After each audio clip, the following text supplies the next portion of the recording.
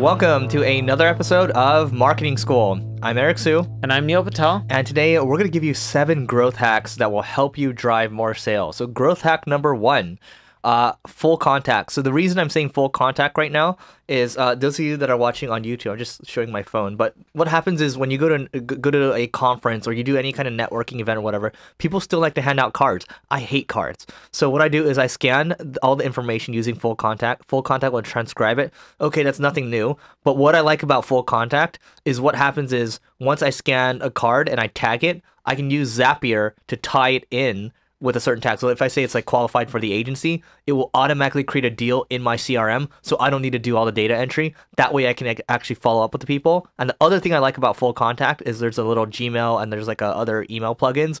I can easily fill out all that information and then use the tags and then it'll pass over to the CRM. It makes my life a lot faster. It reduces a ton of data entry and it allows me to follow up more with any type of contacts I have, which means I'm going to get more sales, which means you're going to get more sales. Growth hack number 2, Gong. We've talked about it in the past. It's a sales tool. Very few of you guys are actually using it. You guys are all familiar with conversion optimization for your website. But what happens when someone becomes a lead? Where's the conversion optimization there? Gong will help you quickly digest how a pitch went. So if you have a sales team and you have a ton of people who are pitching and talking to people, you can quickly review their whole pitch. You can search for keywords. You can listen to a 2x speed. They have a lot of features in there, which makes it amazing. But what's cool about it is you can then take all of that data, see where people are screwing up, and help them optimize their conversion rates from a pitch to a close. I'm going to give you a third one that revolves around Gong that I saw earlier this week. So we actually have Gong. We use it for our client services team too. So we can actually see when people are who's talking too much, right? Who's not talking enough, and then who listens the best, right? You can also see how patient people are. So actually using a tool like that, not only from a sales perspective, but if you can afford to use it for, like, let's say you're doing client services or customer success, you get a lot of useful insights there, and then you can help optimize that, because sales also is around your customer success team and your client services team, or whatever kind of business that you have. It's not just around sales, the team. You can do more damage with a tool like Gong. That's why it gets 2 slots in this episode. Number 4, you can use an online scheduler. There's a ton of them. I use Schedule Once. The moment someone comes to your website and they want to become a lead, assuming they meet certain criteria such as revenue budgets or marketing budgets or whatever you're looking for, company size, their title, you can then send that person only instead of sending all your leads, because you want to qualify and not fill up your sales reps' calendars. You can send them to a page through Schedule Once or HubSpot or whatever tool you're using, where they can automatically schedule a call within the rep's calendar. When you're doing this, try not to give a window that's more than 2 days. Yes, everyone's like, oh, if you give 7 days or 10 days, you get more options and more people are going to select it. What you'll find is when you go past 2 days, the show-up rate drastically decreases.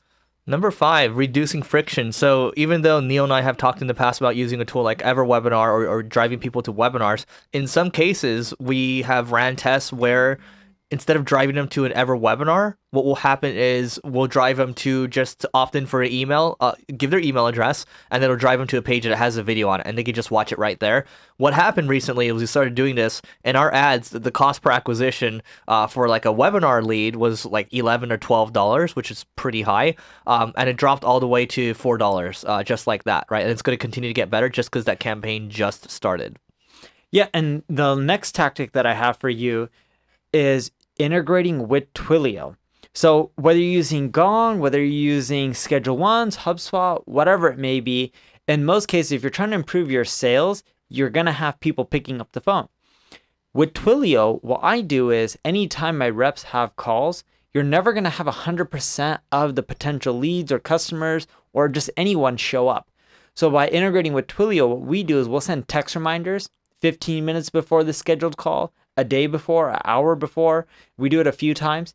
That helps ensure that people show up because they're reminded. And that's huge. The last thing you want to do is have all these calls and have no one show up. So think of your whole sales process as a funnel as well. And you can use a lot of traditional growth hacks to get more people to show up, close, convert.